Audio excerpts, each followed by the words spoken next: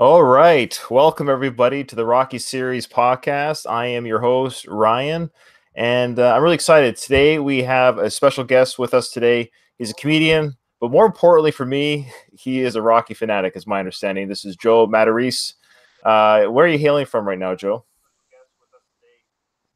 Something's going on, Ryan. Oh, I'm hearing you twice. okay. Is that my end or your end? Oh, there you go. Where is that coming from? Why am I hearing I just heard your question twice in two different time periods. Oh, is it gone now? No. Maybe I'll shut my volume and I think that'll don't they Yeah, always say that on the radio? Shut your volume. that's right. Turn off the radio, they say. Turn off the But the radio. problem with that is then I don't hear your question. Oh, you, yeah, you want to hear me. Uh-oh. We didn't think about this. No, I think the echo's gone on my end. I don't hear it anymore. No, I'm So, hearing a delay and I'm hearing it twice. so it might be your end, brother. Wait a second. I think I may have to do something here. Can you shut us off live and then us discuss and then go live again? I'm not sure. I've never done that before. Oh, now I hear you, but barely. Oh, how's this? Where am I? Why am I hearing you twice? I don't know. I thankfully only hear you once. Oh, I heard that. I think that's from your end, though. What the fuck? This is going nuts. Hold on a second. Let me change my preference, my output preference. It's okay, man. This is live. Like I said, I take the audio from I think any of we're these good now. live stuff, and I just edit this stuff out anyway. It's all good when it comes to the I think iTunes we're release. good now. Okay, good. All right. So, Joe, where do you hail from? Originally or now? Well, we got two listeners probably. There's two types of listeners we have on this episode, I'm sure. We got the listeners who are fans of your comedy or Mhm, trolls mhm. we got people that are Rocky fans who just listen to my show anyways and they're going to hear about you for the first time. But Okay. I'm going to cater to your fans first. So, first let's find out about you. So, where were you born and raised? I want to know a little bit about your childhood and let's start from there. But I have some questions about your childhood. Sure. I grew up in Cherry Hill, New Jersey. I mean, I wasn't born there. I lived in Upper Darby, Penn. Then my parents moved to the Burbs, which is Cherry Hill, New Jersey, on the other side of the tracks, as they would say. Upper Darby was getting kind of dicey, not a place they wanted to raise their kids, and they moved to Cherry Hill, New Jersey.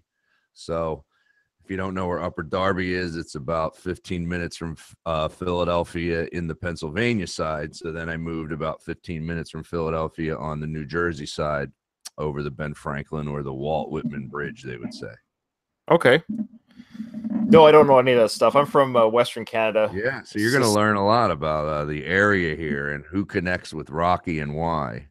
well, the East Coast certainly does have a special connection with Rocky, but we're going to get to that. We're going to get to that. So I want to know though, as a comedian, I know this is a common question, but I'm personally curious. I'm sure you're tired of answering this question, but I don't know your answer. Like, what was some of your earlier influences of comedians that when you saw them, like, boy, that guy's funny, and you found yourself enjoying comedy yourself? So who were people that made you laugh as a kid or even as a youth? So, okay. Uh, the guys that I listened to when I was young that probably made me want to be a comedian. The big influences were definitely I mean, the first one was Steve Martin. I used to listen to all his albums. I started buying them when I was in middle school. I had a neighbor that was into stand-up comedy also, and we were both just listening to Comedy Is Not Pretty, and was one we had, and what was the other one called? Getting Small or something like that. I vaguely remember. There was a lot of times growing up where I would go into my basement in times of arguing with my parents as a teen and instead listening to comedy. I remember having Billy Crystal's album I listened to a lot. I can remember that. It's marvelous or whatever. I think that's what it was called. Right. And then when Eddie Murphy started to break, I had his first album, which was just called Eddie Murphy, and then I had Delirious, and I was really into listening to that stuff. Yeah, I remember when Delirious and Rock came out, and I was a kid, and I remember Eddie Murphy, of course, the Beverly Hills Cop, and being fascinated by his comedy because even as a young child, I realized how vulgar this was for me to listen to this, but find it very funny. So I was a, a small child, but really get a kick out of that kind of humor Right. at a young age. Almost taboo, you could say. I know it Sure. kind of ages me a little bit too, but I do recall that as well. There's a Um, pretty classic story is Artie Lang, Howard Stern's old sidekick, is a friend of yeah. mine. And I can Okay. remember him and I having a discussion. I don't remember if it was on a podcast or not, but talking about watching Raw and then seeing Eddie Murphy imitating an Italian guy saying the word "mooly." And I remember Artie going, "Oh my God, they know." Black people know that Italian people call them moolies or moulignons. I remember Artie saying that and us just cracking up when he said that.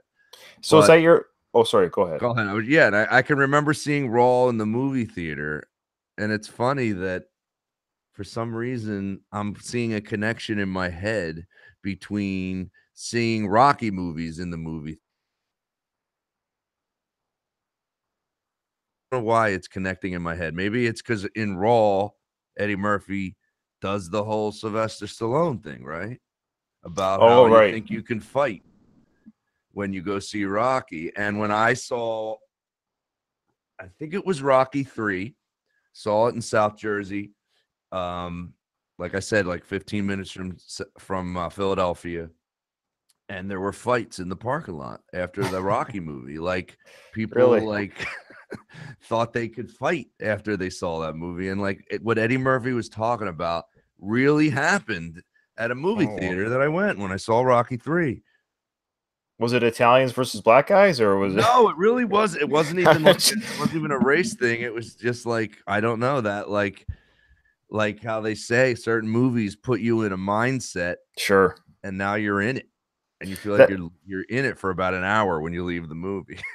that's hilarious. I've never heard of that actually happening after a Rocky film. So to hear Oh that yeah. actually confirmed that you saw that happen, that's pretty funny. This is how classic South Jersey and Philly people are when they go see a Rocky movie. I can also remember seeing Rocky 4, I think it was Rocky 4 in that same area, and there was, like, a line wrapped around the movie theater waiting to go see it. You know, these movies always come out on Thanksgiving, like Right. Creed 2, I'm gonna watch this week, when I go to my parents in South Jersey.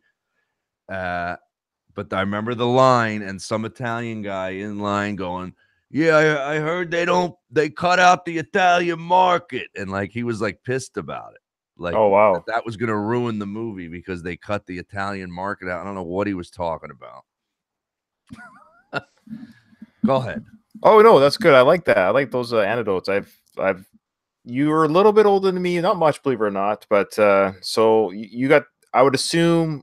Well, we're gonna get to the Rocky questions later. I don't want to ask them just yet. So the other question I had for you was, um, when did you first kind of discover for yourself that you could tell a joke and you enjoyed making people laugh? Like, there must have been a time where you're like, oh, I enjoy this. I enjoy making people. I mean, most people enjoy making people laugh, but not everyone can do it. Froze.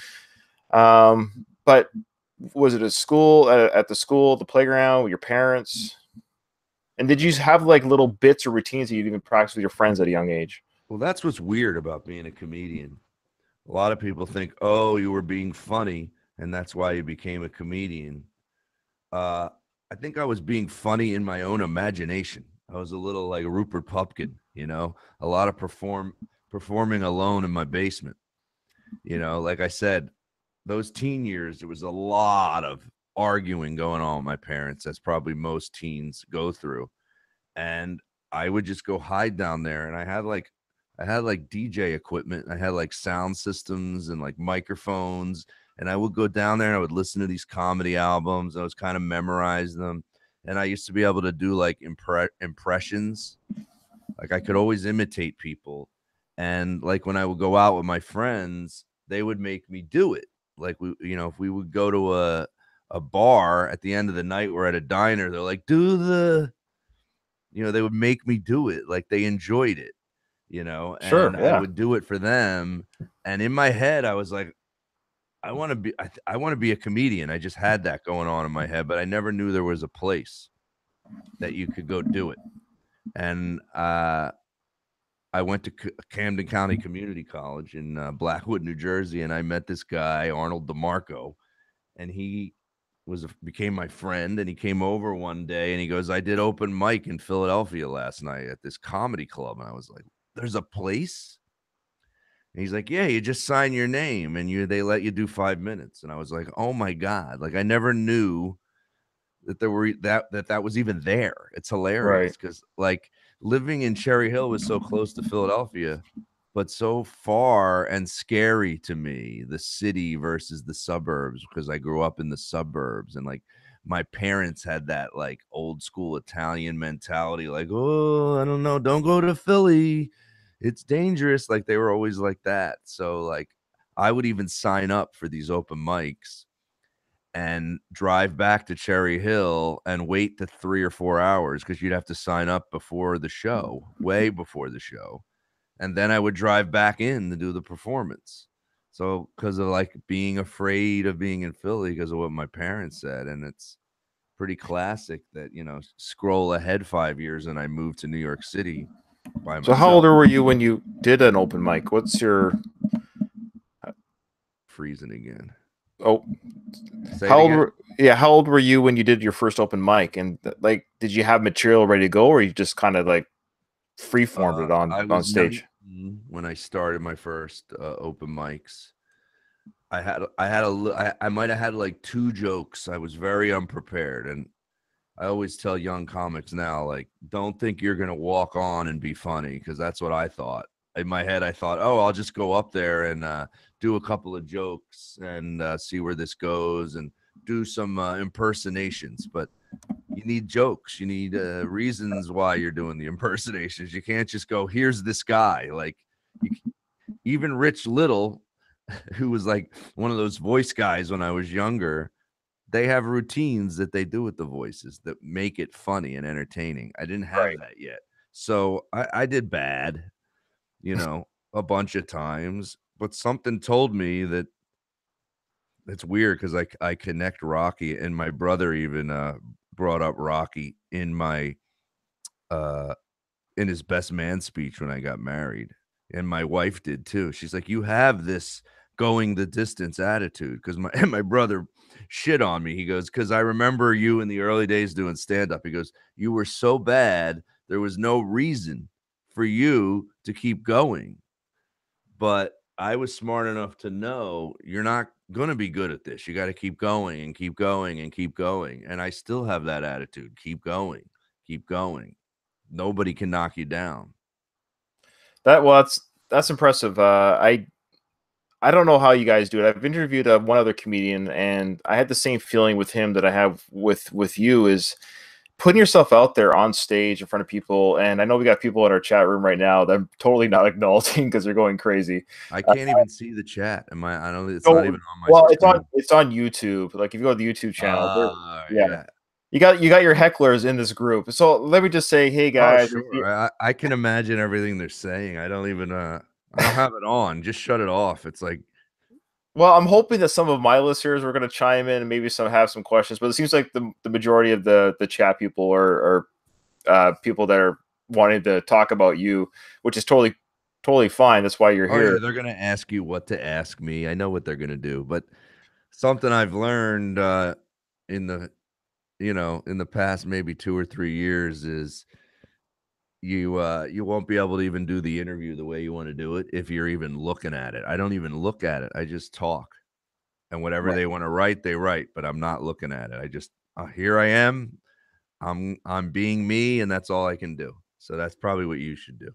Well, no, it's fine. I got If you try to figure out who likes you and who doesn't, you're not gonna be connected with me in our conversation. no, I have people that comment on our show and they say this and that. It's fine. I always say that's Right. great, and I always say thank you for listening. It's even taking the time to leave a negative comment. I always appreciate it because I mean somebody listened and they had something Right. they had a feeling on the matter, which Right. is fine. No, I definitely, you can read them afterwards, but if you try to read them in the moment and let them dictate the Right. conversation, it becomes not as an entertaining and good of a conversation. I did. What other question? I want to. Oh yeah, I looked at your IMDb and I thought it was kind of cool that you did. And I actually watched your first appearance on TV, the Craig Kilborn show. Your first stand up. How old were you there, and how nervous were you to be on national TV in front of like millions of people? Well, it's funny, Craig Kilborn wasn't my first national TV appearance. Are you It talking about was Jim my first Brewer? network national television appearance. Like back then, MTV, VH1 were doing Right. a lot of stand-up shows, but they didn't consider those network television shows. Right. Comedy Central. Like back then, everybody was doing it. Comedy Central's premium blend. MTV would have comedian comedy shows. VH1, I did a ton of these. I must have done 5 different stand-up shows on MTV and maybe like 1 or 2 on VH1, and then Comedy Central, I did a bunch on there, and then came Craig Kilborn. Oh, So that's why I wasn't really as nervous, right. because I had done all those. And believe it or not, those are the ones you should have been more nervous about, because when you do network television, it's on once, maybe they rerun it one more time and then it's gone. But when you would do like an MTV and a VH1, they would rerun those shows sometimes 3 times a day for like 2 straight months. So you were getting known and recognized on streets everywhere. Whereas you go on Craig Kilborn, no one ever came up to me and went, "I saw you on Craig Kilborn." That never happened. Okay. Like, Interesting. Yeah, and then you were on my favorite talk show host of all time, Dave Letterman. And I hope and assume you got to meet him. Did you meet him off camera or no? no, he's not like I always tell people, and I think this is why I kind of like Letterman more than Leno, Oh, because I never I did. totally like Letterman. I like Letterman. He's my favorite after Johnny Carson, of course. But Sure. I know I never watched Leno. I couldn't stand Leno. That's just me. Yeah. Well, I went to a taping of The Tonight Show. A friend of mine did The Tonight Show with Leno, and so I had that to compare to me doing Letterman, which was Dave. I did Letterman twice, and Dave doesn't uh talk to you. He just you come out, you do your set, he comes over and thanks you, and then they go to commercial, and then he's gone. There's no like conversation before or after. Whereas when my friend did The Tonight Show, Jay Leno comes into the green room before the taping, says hi, meets you, thanks you for doing the show, but there's something about it that feels like it's just his routine. Like he Sure. does it with every comedian. So it's kind of nice, but it's funny. It's like that was kind of why I didn't like the West Coast as much as I like living on the East Coast, because I Okay. lived in Los Angeles. And the same thing, you would go on an audition for an acting part and people will go, "Great, thank you so much." And even though they thought you sucked and you didn't have a chance at getting the part. Right. Whereas in New York, there was a little more of a feeling. You're like, "Oh, that didn't go well." Like, you could tell by the way the person who was holding the audition would go, "Thank you." Right. You knew you sucked.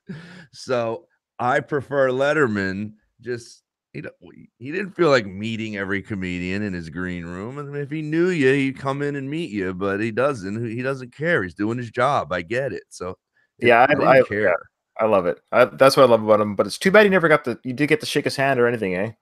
Yeah, oh, yeah, he shook his hand both times I did. He comes over. Right. We The best moment on Letterman was the second time I did it. I had this expensive blazer on, and I made a joke about the jacket and that I was going to return it after I did the show. Was like in one of the jokes, and Right. Letterman came over, like saying that was Joe Matarese, and like said we'll be right back after the commercial or whatever, and we were still on the air, and he goes, nice jacket. That's a doozy, right? He got a laugh off of saying that to me. And I remembered as he said it, I had the price tag in my pocket. And I pulled the price tag out and showed it to the camera, showing that I'm returning this baby, right? And that got and it made Dave laugh. Oh, And nice. that's all you really want as a like. I was like, I just made him laugh. It wasn't off of my stand up. It was off of a real moment that just happened, and that felt awesome. So Awesome. that's something I will always remember. And if you saw the camera, if I could tilt the camera, you can look on my wall here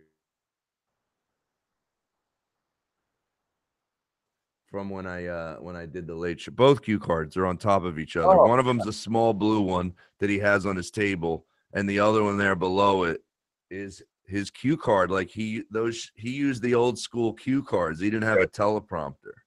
that's awesome. I would keep it too. That's a really cool idea to keep the cue card.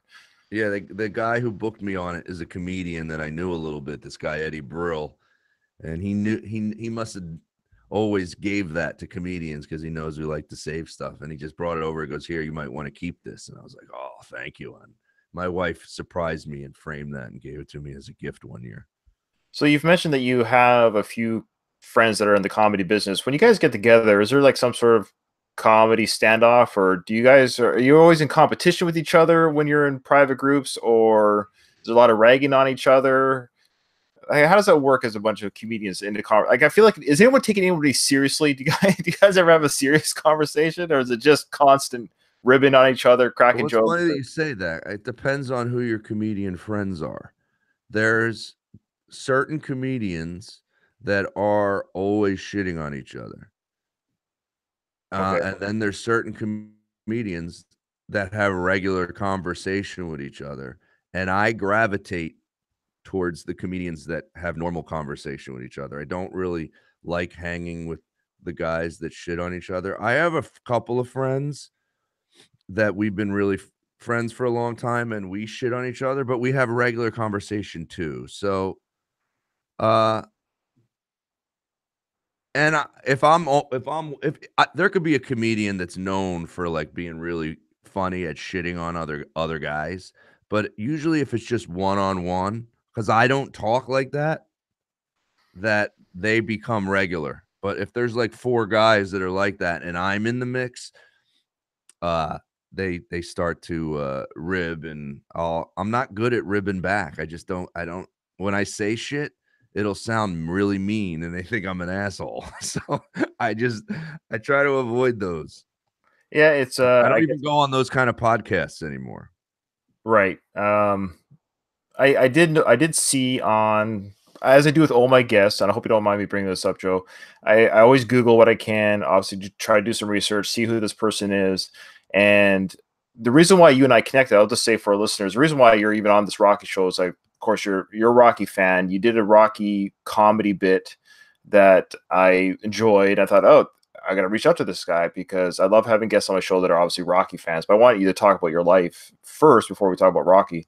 Um, but I saw that there was this fiasco with one of your podcasts. I don't know. You're probably tired of talking about it. It seems like you've already talked about it on other podcasts, other shows about fixing. You froze up again. You froze that. You're probably tired of talking about it. Oh, Continue. about the fiasco about fixing Joe. Oh yeah, when I tried to do the talk show demo version of it at a club, yes. Okay. First off, bravo to even put yourself out there. And I thought the concept was great. And uh, as somebody, and I'll just be honest, because I don't care what these guys in the chat, if they're going to be heckling me or whatever, that's fine. Mhm. I actually suffer from mild anxiety myself. It's something that I've struggled with my whole life. Mhm. And so the idea, like, if I put on a show with my friends to say, "Hey, come fix Ryan," that's my name, Mhm. for those who are listening, I can only imagine that it might open up some, Well, just it's to like a give you the big background, I did a podcast. roast airway. You froze up again. I was gonna say, just to Yeah. give you a little background, I did a podcast called Fixing Joe for 6 years. Okay. So, um, and where the listeners would give me advice, and I would talk about what the problem was of the week. And then I had this weird idea that I wanted to try it as a talk show, where instead of the host being like a Letterman who talks about his current events, he goes up and does a monologue of stand up at the top that's about some problems that he's having that week. And then he sits down with a round table of comedians and they try to comedically help him, right? And I wanted to sell it as a television show. So I hired a camera crew and I hired a monologue joke writer who's a friend of mine to write me some monologue stuff. And then a friend of mine came with a crew and filmed it. And then and then I booked those three comedians. And I kind of, because of those three comedians that were able to fill the club, when you have these famous comedian friends, sometimes they're hard to get a hold of, to go to like, even like you and I, we talked a little bit before we started recording, saying this is what it is, this is what I'm going to do, blah, blah, blah. There was none of that with who I had. And I'll say who it was. It was Anthony Cumia, Jim Norton, and Artie Lang. So I couldn't get them on the phone. Like, I was just nervous that they were going to even show up on time to do the taping. Right. So there was no like, hey man, I'm trying to do a demo here for a television show, and this is what I'm looking for. Like, they thought they were just doing a podcast, right? Right. So they shit on me and shit on the podcast idea, and which is what I wanted, but I wanted a little bit of advice too mixed in so we could take this and then have a story arc in the episode so I could pitch it as a show. And it's really hard to pitch something as a show if your guests are telling you your idea for a show sucks. Sure. So that kind of ruins the pitch. Right. So it was unusable for what I wanted to try to sell it as, but I still put it up for people to see because they were so funny.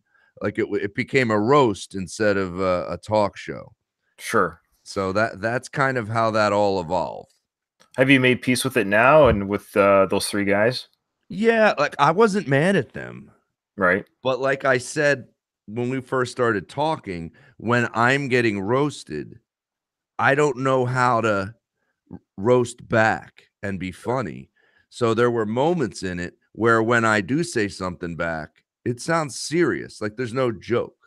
So Right. like if you watch that, there's a moment where I go, yeah, guys, did you ever think maybe because you're so quick-witted that affects you and makes you not as vulnerable and able to be in a long-lasting relationship and or be married and have kids? I went there, and like all the people that were like, I guess fans of them were like, "What the fuck's this guy's problem? They're doing his podcast." And I was just like, it's not really a podcast. I wasn't trying to do a podcast. If I was, I'd have you at my house and we do my podcast, or I'd have you phone in like you and I are doing right now and we'll do my podcast. But Right. this was a TV show that I wanted to pitch and I invested cash in. You know what I mean?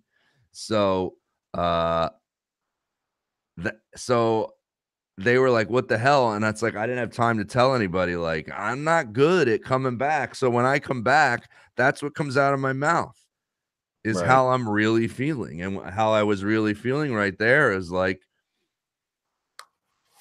I do think there is something to somebody being very quick-witted that makes you not as vulnerable of a person, right? Because if you're thinking of jokes, you're not thinking about, oh, am I connecting with Joe who looks like he might be a little mad now? Maybe he would like some real like, you're not observing that maybe he wants a little bit of real advice and we can make fun of him.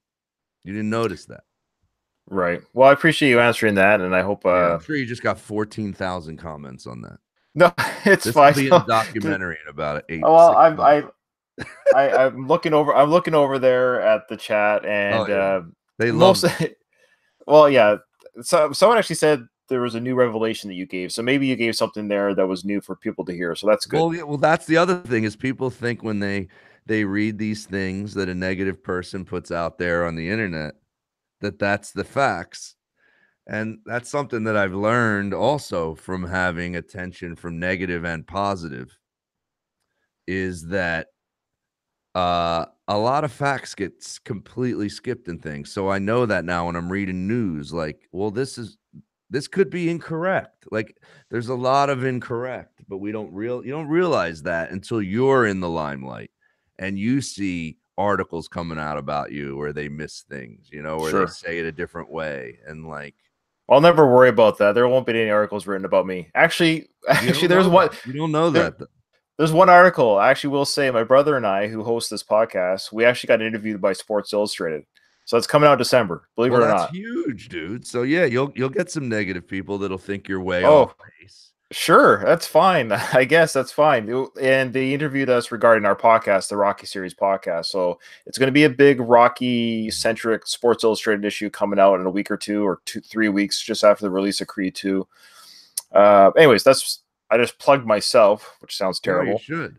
But Um, there but you do realize there is no way to be in show business and not have people liking you and hating you. There's just no way around it. There's no way to have everybody like it. Like, well, I don't think anyone likes or hate. I don't think if anyone you're likes or about a hates me. 75-25, you're good. Oh yeah, yeah. Well, right now I'm still waiting for people to like our show. So once we get some people liking our show, then we'll get some people hating our show. I think the like comes first, hopefully, before the hate. Well, of course I like it. Oh, thanks, man. All right. So we're gonna end with for you to plug your two 1 hour specials that you have, and then we're gonna talk about Rocky. So Okay, those so who I'm are gonna here, say, if we're not gonna talk about Rocky, I'm gonna start crying. no, we are, and I'm just. This is why I wanted to start this start this stream talking about you as a comedian, talking about your life as a comedian, because like, all the people in the chat, they're here for you. They're not here for me. So once we start talking about Rocky, we're probably going to lose all our listeners for the live stream anyway. So that's fine. So for before we segue into Rocky, let's talk about your first 1 hour special called I think it's called Medicate or Medicated. I'm gonna put headphones on now. Okay, Oh, you now I look hear you. serious. Now I hear you way better. Okay. Medicated. Now, It am I was to called. understand? Yeah, so I know your second one, what it's called. We'll get to that in a second, but your first one's called Medicated. And I haven't listened to either one. I am going to listen to it. I was going to wait till we talked, and then I was going to listen to your specials. I didn't want to talk about what you joke about in the specials because that kind of spoils people listening to it, if that makes sense. Um, but Medicated, I assume this has something to do with you taking medication for stuff and how it's affected your life, maybe? Yeah, anxiety and anger problems that I had, and went to therapy for many years, and then finally started medicating the problems, and how it made it a lot better, but how it affected me. Those headphones suck. Okay. So are you better? Is the medication helping? Oh Like yeah, night and day. what was something that was? Oh, give me an example of what you did that made you realize when it comes to you don't have to say anything personal. I don't want to, but like if something that made you realize, gee, I've got an anger issue. Like, is there an example of something where Oh, you thought, gee, it's fun talking to somebody that doesn't know me. I was getting fired from comedy gigs. I was getting pissed off. If someone heckled me, right? you know, if you don't mind, I'll compare things to Rocky as Sure. you asked me these questions. I'm currently writing a play where Rocky is connected to the play and synchronizes with my life. But if you're a Rocky fan, you know the first Rocky movie, or the first Rocky movie, when he fights Spider Rico at the beginning and he's doing okay, and then Spider Rico headbutts him and he beats the living shit out of the guy, right? And then goes into the locker room and has to get paid shit, right? Right. So, I mean, there were so many different moments in my career like that. Like, the comedians thought it was so great when someone would heckle me. I would like sweep the leg on a heckler. I would take them out to the point where they had two choices, either to leave and feel defeated and cry, or wait for me outside and want to kick the living shit out of me. Now, I don't want to get in a fight with you afterwards. When I'm on stage, I want to verbally beat the living fuck out of you when you would heckle me.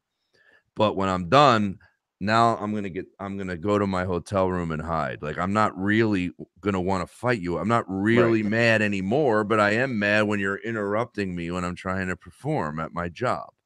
So I used to get too excessive with the person that would yell some shit out that was drunk. And one time where I got fired, and that's what brought Fixing Joe to the first episode that I ever did. I was in Hartford, Connecticut, and this guy was heckling me. Phone off because I wouldn't stop. I was just burying him. Another one that's similar to is in Good Will Hunting at the beginning of the movie when Will Hunting won't stop punching the guy in the face and his friends have to pull him off, and in the schoolyard. That's how I was being. I just kept shitting on this guy. And then the club manager called me the next morning and said, I can't have you go on tonight. Like, I love your comedy, he said, but we, I gotta replace you. And that made me start the Fixing Joe podcast. And I had Bill Burr on the first episode giving me advice to how to deal with hecklers, because he had that famous heckling thing that was on YouTube in Philadelphia. Right. So that's how that whole thing evolved, off of me trying to fix my anger problem.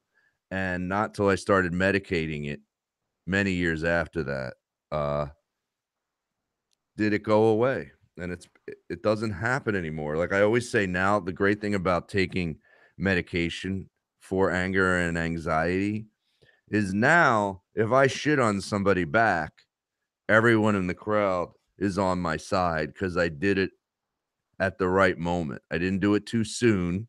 I didn't do it too long, and I didn't do it for no reason. You know what I mean?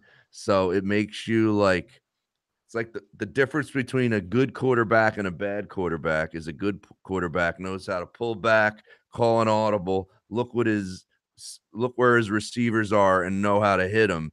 And that's what me being I take Celexa, 20 milligrams of that stuff for like 10 years now, and it's given me a wider view.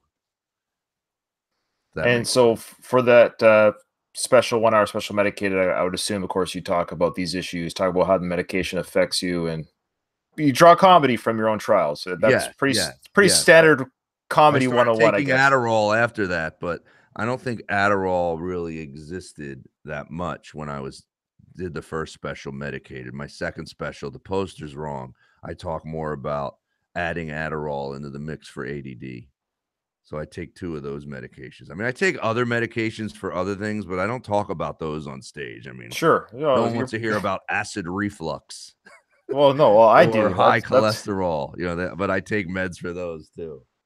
Oh, the chat room loves this stuff. They're loving it. Well, they're calling me a liar. They like I said that I like what I've seen on your comedy, and they're calling me a liar. It's fine. See, there you go. I'm getting heckled too. I mean, people were saying that. Look, I'm an easy plea, so I find things funny that maybe other people don't. And then lastly, your second special, and I just saw it today on your website, and it's called "The Poster's Wrong." And right away, I was like, "Dude, that's from Rocky." Rocky 1 when Rocky's talking to Juergens. Right. And now I got to ask you, does this isolate some of your fans? I'm not even gonna look at chat for this, but when you like go Rocky's right. when you go Rocky centric, how does this affect your fans, or do you draw more fans in with this? That's a good question. Well, I'm in Philadelphia doing that special. So okay. One of the reasons why I wanted to do it in Philly, and another reason why I like this play that I've been writing for a while, like I had to explain to different directors that I had read it because they didn't get it or like understand what I was trying to do. And I go, you're not understanding. I go, I'm putting this up in Philadelphia. I'm not putting this up in Iowa. Like this is going to go up in Philly, and people know all this stuff there. They just do. Like you're probably known as, you're a little bit more unique because you live like in Vancouver, right? Well, yeah, Victoria, British Columbia, just outside of Vancouver on the Yeah. island there. Yeah. So like Rocky fans aren't as common. Like everybody's insane. I mean, if you go to an Eagles game, you know how many different times Rocky comes on the screen during an Eagles game? I mean, Oh, it's every really? yeah. Like I can remember this was a classic moment. I remember once being at a Yankee game and the Yankees were playing interleague play against the Phillies, right? And they're showing Rocky clips on the screen during a Yankee game because they're not smart enough to realize that Philly does that and that other cities do it too. Like if you're losing a game, you put up "Win, Rocky, win." Right. So Okay. they're playing the clips in Yankee Stadium, and this guy from Philly was in front of me. He had a Philly hat on, like I do, and he's going, but that's Philly. He like realized there was a mistake. Like these guys, you shouldn't be playing Rocky clips now while you're playing the Phillies because that's our shit. You know what I mean? So, but I was doing it in Philly, so I knew that I could get really specific. But what I have found, the more years you do comedy, the more you realize the more specific you get about your own life, the more it hits a huge amount of people for some reason. Sure, that makes sense. Now I am reading the chat The because now we're Jergens in the bit, huh? say again. Oh, I am reading the chat now because we're talking about Rocky, so I can't help but see what some You people are can't help saying. it, right? Now you're really Well, yeah, like in Philly, you'll do Jergens and they know who you're doing. If I'm in the middle of nowhere, they don't know Rocky. What brings you right. out tonight, Rocky? Like they don't know who the hell that is, but somehow because you as the comedian is so committed to it, it translates. So, like I said, it's the same with if you read a chat room while you're talking in an interview, it's going to fuck you up. But if you really connect to what you're saying and you don't worry about what anybody thinks, it becomes funny to everybody. Well, people are saying here that people in Philly don't like Rocky. It's probably a troll, and I'm sure there's people that Yeah. hate the idea of Rocky in Philly. But That I'm doesn't from even Victor. make sense. I don't think I've ever met anybody that doesn't like. Well, this guy You're an feels idiot. that way. If you don't like I always tell people, not only do I like Rocky, I literally stand by this. The first Rocky movie is the best movie that's ever been made for so many different reasons. It's just an amazing movie. And it is, the story behind it is as good as the movie. How it got made is the same as the movie. I mean, that's amazing. Sorry. Stop reading. Okay. Well, no, it's good. It's fine. It's fine. This is why we do the live chat. We want people to chime in, but some people are. I can't tell people are making fun of me if they're serious. But somebody wants to ride their Harley with me, which is nice. That's irrelevant, but Where does that come from? I don't know. I don't know. They also want me. Someone keeps bringing up the question about now if this is because I don't know you very well. I don't know your your troll fans. I don't know if this is going to be a bad question, but they want to know about your hat. Apparently, your What hat do they might have want to me. know about? What's that? What do they want to know about Is it that? called Proud Boys or something? My hat? Proud Boys hat or something like that? It's the Phillies hat. What do they mean by Proud Boys? I have no idea. Oh, Never okay. heard of that expression. Proud Boys hat. That's coming from Christopher Sir Stanley. No idea. It's a Okay. Philadelphia Phillies hat. Okay. I don't know. Pretty All right. basic. So, what was the? Now we're gonna lose all our viewers because we're talking strictly about Rocky now. You So, also got to realize when people write in chats, sometimes it's to plug some shit that they have. all right, yeah. He Well, I've probably never had. plugged his own hat line. Oh, I see. Um, so what was the first Rocky film you saw in the theaters? Were you young enough or old enough to see the first Rocky, or? Yes, I saw the first Rocky in a drive-in movie theater with my parents in the drizzling rain. Nice. Yeah. And And I then assume, I took my son to see the first Rocky in a movie theater about a year ago. They played it at a theater near here, and I took him to see it with his friends. yeah, they did the 40th anniversary or whatever re-release, and I missed that. They didn't show it in my city, so I didn't get to see the re-release. So I've seen parts 3 onwards in the theaters, but 1 and 2 I was too young to see the original theater release. So I think you're the first person I've talked to. You're the first person I've talked to that has seen all the movies so you've seen all the movies in the theaters? Yep, every single one of them. And what's your feelings on? I'm curious on Rocky Five. Well, I mean, I'm the same on it on the way everybody else feels about it. Like it's my least favorite one out of all the Rocky movies. But Um, there's yeah, the feeling that most people have for Rocky Five is this is me personally is there's a really great movie in there somewhere. you're you right. know, you know what I Yeah, mean? Like there's even a though the lot of movie great stinks, there's moments. still moments where you quote them. I mean, there's not many movies where you quote lines to your friends, and Rocky Five is one of those that like everybody quotes moments. Right. I was just wondering if you had any special feel. That was I saw that when I was 15 in the theaters, and I remember going to this thinking I was so excited to see this in the theater, and I was old enough to really make this like my movie in the theater because I was still kind of young for parts 4 and 3.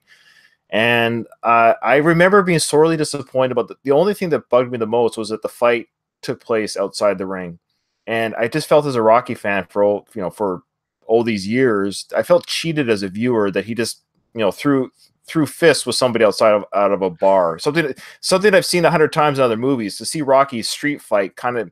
I know some people really like that idea of street fighting, but for me, I almost found it boring that they were just throwing punches at each other in the street. But See, that that's was what my sucks about living in Canada. You should have saw that movie in Philadelphia or South Jersey in an Italian area. People were screaming at the screen when I saw that movie like they were watching a real street fight. Oh, Like, really? yeah, I can remember seeing it thinking it felt like a real street fight. Like, holy shit, he's throwing kicks. He's throwing sweeping kicks. This is amazing. I remember laughing. Sometimes the Rocky movies are like cheesy and bad, but they still make you laugh. Like, Right. I try to get together with all my high school friends when a Rocky movies come out after Thanksgiving. Like when Creed came out, we all went and saw it together. And I'm hoping we can get together and see Creed 2 together. Um, but I'm the same. I'm such a purist. Like after Rocky 3, I don't think any of them were good. Even Creed, I thought it was decent, but I didn't think it was Right. incredible. I don't think Creed 2 is going to be an amazing movie. I just like going to see them because they make you feel young again. Right. Yeah, I feel the same way about Creed 1 and 2. I think it's just fun to see Rocky on the big screen. Like the fact that we still can see him in 2018 as a character on the big screen is pretty amazing. I think that in itself, and Drago is going to be back. I think it's going to be a little bit silly but fun. I don't think it's going to have quite the same heart as part 1, but the early reviews are in and people are saying it's fun. You're not Yeah, bored. yeah, You're having a good it'll time. be what it is. So I'm just going to respond to a couple things here in the chat. Oh yeah. So people did like your Rocky impersonations, and in fact, that's how I first met you as a comedian. Was I saw your clip that you redubbed between Mickey and Rocky in Rocky's apartment. So that was my first exposure to you as a Oh, really? person, Okay. as a comedian. Was that so? Mike Kunda on Twitter, he tweeted this out, and I had to look at this thing. And at first, I was like, "What the f is going on here? Like, why, why is this guy talking over this the dialogue in the movie?" But as it went on, I could tell that it was somebody that knows the movie very well. Now, when you did this bit, am I to understand that you did this in front of an audience? Was there a screen showing the movie while you're doing it, or No, that album hasn't come out yet. I recorded that one. It's part of a new comedy album that I did, and it actually has two halves to the album. okay? One of the albums is really clean, that was going to be basically made for serious. Half of the album is a lot more raw and a lot of stories. And I had wrote a scene and that was a parody kind of to that scene in Rocky. And I was you need a manager scene, like if Rocky was a comedian, and it's in the posters wrong a little bit, but then I wrote like a real long scene when I was writing the play. That the play has changed so many different times that we've been writing it together. I'm writing it with this writer friend of mine who used to work for SNL, and So it'll have, I think it's going to have less of a parody feel, and it's going to have more of a one-man show feel, and why I connect with Rocky versus like doing full scenes where you're parodying it. But I recorded that in front of a live audience. And it's funny, I started to try to overdub my voice at first just to redo the scene with my dialogue. And then I realized when I got done, I go, what am I, an idiot? I have that recorded like professionally in front of a live audience. Let's put the real stand-up version of this with the movie scene and see if I can time it correctly with what's happening in the scene of what's happening in my stand-up bit. It took a while to try to edit it and make it match. And then the problem with social media is you get done and your clip's 8 minutes long and you're like, where the fuck can I put this? Nobody watches shit on YouTube anymore, it seems like. You Right. know, People have a low attention spans. I'm surprised people are still in this chat for this long because people bow out so quickly. They well, they yeah, watch well, something for 30 that's seconds because and they're then waiting for me to say something stupid and then make a copy of it and then try okay. to like ruin my career on social Well, media. don't That's what worry. they It's try to do. it's me that's saying stupid things, and someone already someone's already accused me of fake laughing, which I guess could be a fair guess. But considering they've Right. never heard me laugh before, the fact that they could assume when I laugh for real, when I don't laugh, is Yeah. pretty amazing. Because I don't It's even know always when I. funny because I'm like, when you're being interviewed, it's like you're not really trying to. I'm not that guy. I said that earlier. I'm not funny in an interview. I'm not going to say jokes in an interview. I'm going to answer your questions of how I really feel. That's all I can really do. I'm not going to try to enhance them with jokes. I'm listening to you, and I think you could tell I'm enjoying this. So Well, I'm glad you are. I hope our listeners are too. And I know I know my iTunes listeners will enjoy will enjoy the interview and probably I'll get less grief from them. Um, this is good. I like it. I like the interaction these guys are doing. They they have a tough love for you. It seems. I'm not sure why, but yes, um, so I want you to end this interview though, going through that play that you're talking about, and can you just clarify for me because I'm a little bit confused as to exactly what it is. You said it's a one man show. well, it's a Like, one man show, but there'll be actors in it. Like there'll be an actress playing my wife. There'll be an actor playing my friend. There's going to be they'll be playing other people, but it's kind of a play about my life and how it's similar to Rocky in a way, and acknowledging the similarities and figuring out it's like a math problem writing this play. It's like figuring out what the nostalgic Rocky fan wants, but then at the same time facilitating the story you're trying to tell, you okay. know, like how Adrian and Rocky are opposites and my wife and I are opposites. My wife has a PhD. I quit community college. How Rocky's what is my running the steps moment in my life? You know, what is my who is my Apollo Creed? What is my Apollo Creed? And like telling those stories, you know. Uh America's Got Talent, like setting me up and then dropping me down, like telling the story of that and how that it can be similar to a Rocky thing. And like, what is my going the distance? What am I trying to do? What does that represent to me? Like all the themes that are in the Rocky movie, but me, and then knowing where Rocky is involved because I do a really good Rocky when I need to, but I don't want to be some cheesy guy. I don't want to be some Rocky impersonator. You know what I mean? But I do the impression well. So figuring out where to use it. Uh, like I said, it originally started to be like an airplane movie where it was a complete parody of Rocky, where like Apollo Creed was Kevin Hart, you know, and Kevin Hart is giving me an opportunity to make my own sitcom instead of fight him, you know. So it's a lot of that because Okay. even I've talked a lot on stage now about how there's a lot of life lessons and a lot of themes in the Rocky movies. There's never not a monologue where Rocky's trying to give some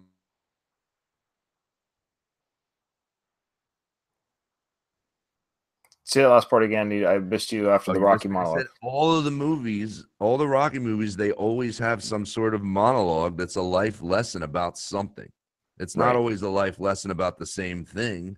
Like going the distance, I apply that in my life to how you think you have to do amazing things. And sometimes if you just go the distance, that's pretty amazing.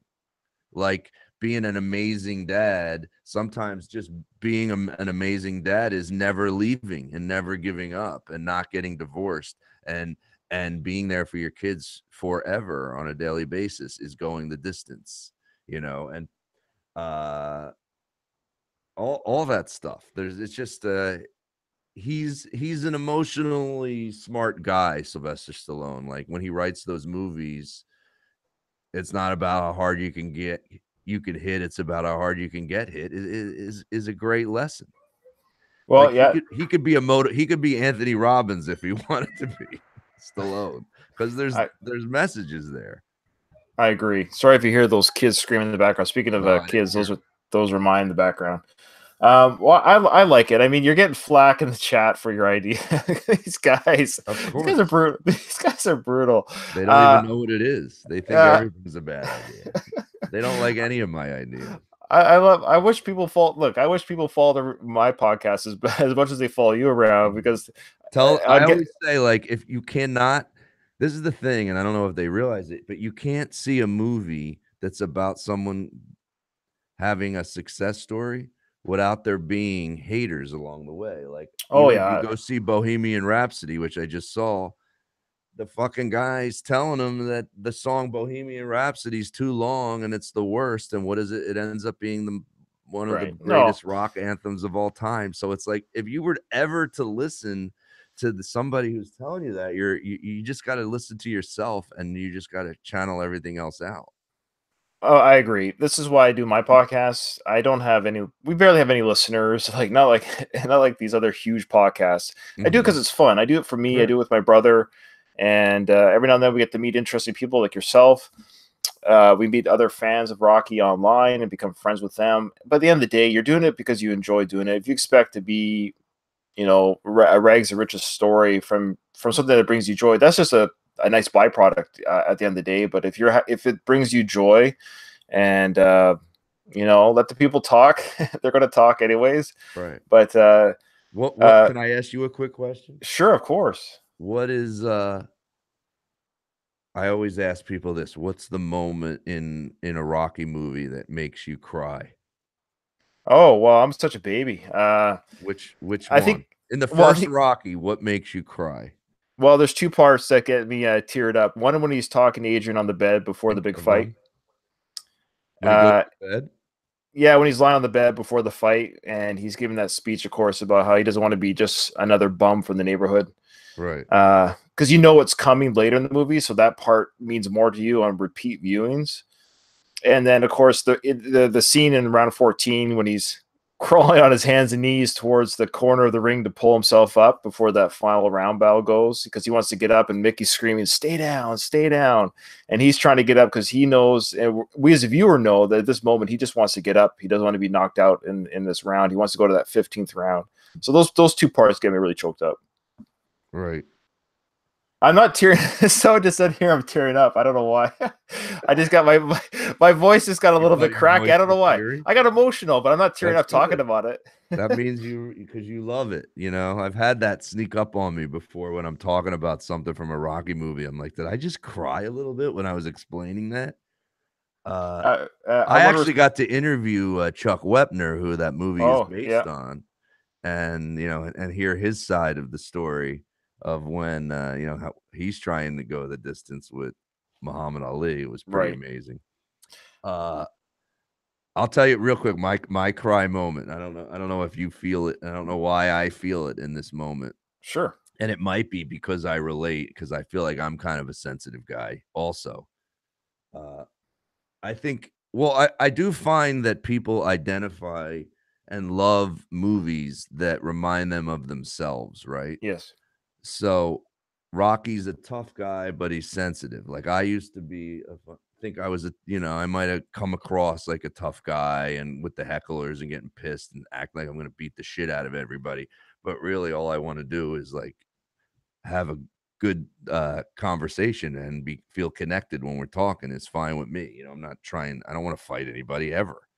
So but when he says, when he does the whole press conference in the first Rocky, and they're watching it back on that shitty television, and Paulie keeps saying they're taking cheap shots, and he says it doesn't bother me, and then he walks, and then he leaves their house, and Adrian walks away, and he looks at her and says, I said those cheap shots didn't bother me. They did.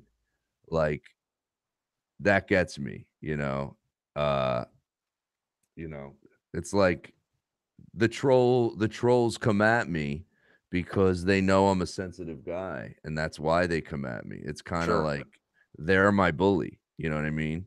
So they know I'm a sensitive guy, and they know if they shit on me like 200 times, one of them might stick.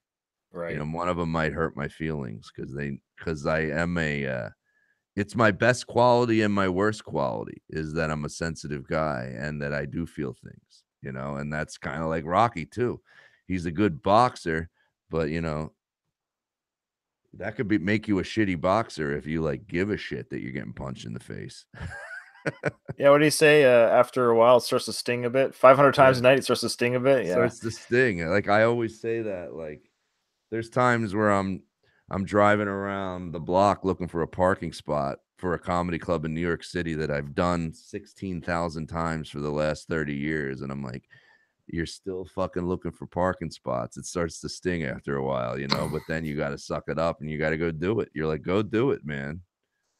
Uh, another thing my brother will say, he'll like, where some people will go, oh, what was that other boxing movie with, about the depression. Oh, Cinderella Man? Cinderella Man. My cousin like texted me one day or called me one day and goes, Cinderella Man, it's as good as Rocky. And my brother was like offended. He's like, good as Rocky? Right. Doesn't even have a soundtrack.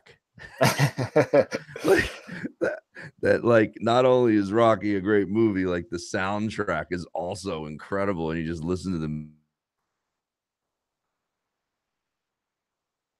the inside like liner notes to the Rocky album. Have you ever read that like speech that Stallone writes about Bill Conti, the guy who made all the Oh, music? yes, I have read that. It's been a long time, but I have read that tribute. Yeah. Yeah. That's amazing. And it's kind of funny. So I don't have it on me, so I can't read it.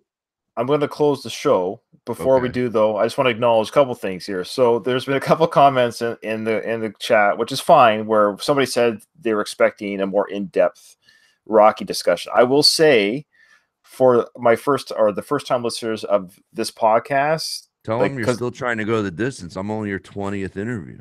well, here's the thing. What I want to say is I have 90 episodes that talk about Rocky behind this Right. one, so to speak. So Yeah, if exactly. You've said it so, all already. You're gonna want to yeah. Well, re-say the same shit. well, not just that. I mean, we're on season 4, which is Rocky 4 right now, and we're doing each movie. So people really want to hear my discussion about Rocky. By all means, check us out on iTunes, Spotify, Google Play. We're on there. Um, but this interview, well, the reason why I do interviews too is it's just to break it up a little bit. Of course, talk to people that are Rocky fans, hear about your life a little bit, and I guess it brings out the interviewer in me a little bit because I like talking to people, and it gives me a break to strictly talk about Rocky for an hour. So I really appreciate you coming on, Joe, being patient with the technical issues at the beginning, all that good stuff. And if there's anything you want to close with before we close the show, go ahead, please.